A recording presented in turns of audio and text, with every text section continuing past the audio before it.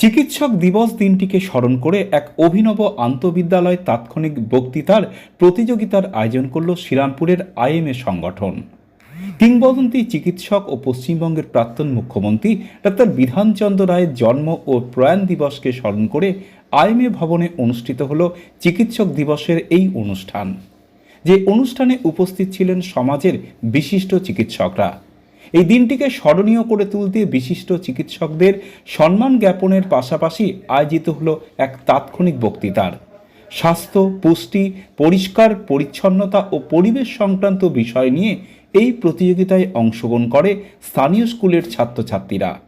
চিকিৎসক সংগঠন আইএমএ শ্রীরামপুর শাখার সভাপতি চিকিৎসক প্রদীপ কুমার দাস জানান, মূলত চিকিৎসক দিবসকে স্মরণ করতেই তাদের এই অনুষ্ঠান। পাশাপাশি চিকিৎসা, স্বাস্থ্য, পরিবেশ সংক্রান্ত আগামী প্রজন্মকে উৎসাহিত করতেই তাদের এই উদ্যোগ। এদিনের অনুষ্ঠানে শ্রীরামপুরের পুরপ্রধান গিরিধারী সাহা সহ উপস্থিত ছিলেন সমাজের বিশিষ্টরা। অনুষ্ঠানে যোগ দিয়ে খুশি স্কুলের ছাত্রছাত্রীরাও।